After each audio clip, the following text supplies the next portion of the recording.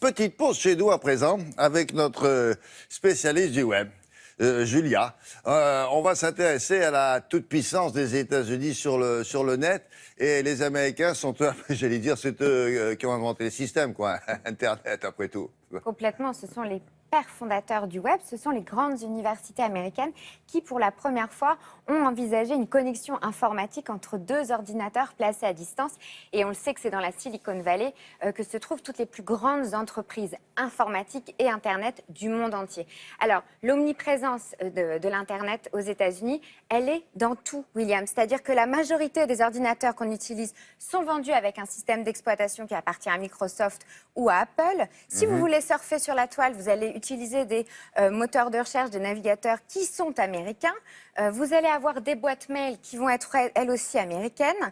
Pour échanger des messages, c'est pareil. Les premiers blogs, la plupart des choses que vous allez chercher sur Internet, les premiers moteurs de recherche comme Google, les produits que vous allez vouloir acheter, eBay a été créé au départ par un Français, mais il a été très très rapidement racheté par des Américains et c'est le leader mondial. Vous avez besoin d'une vidéo, c'est sur YouTube que vous allez y aller, même si Dailymotion, qui est français, arrive à prendre un peu sa part du gâteau chez nous en France. Dans le monde entier, c'est YouTube qui est évidemment le grand dominant. Donc, quel que soit ce que vous faites, vous passez par quelque chose, Internet, qui est américain. Alors, cette domination, William, elle est quand même en passe d'être moins forte aujourd'hui pour plusieurs raisons. Déjà, parce qu'autrefois, quel que soit ce que vous vouliez faire sur Internet, si vous achetiez un ordinateur, si vous vouliez le connecter, il fallait passer par cette organisation qui s'appelle l'ICANN.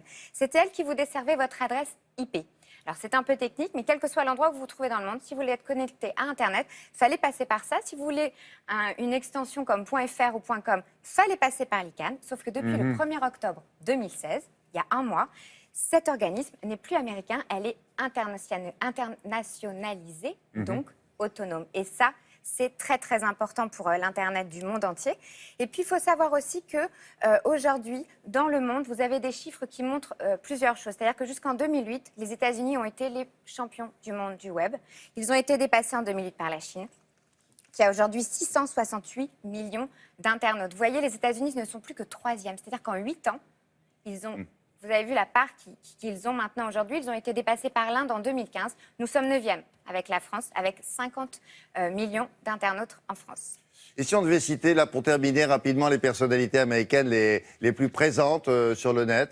Alors, les plus célèbres, les plus connus, ce ne sont pas Barack Obama, Beyoncé ou d'autres, ce sont des youtubeurs qui gagnent énormément d'argent. À l'instar, par exemple, de celui-ci, on en a déjà parlé, c'est un couple qui propose des objets des années 90 à des enfants.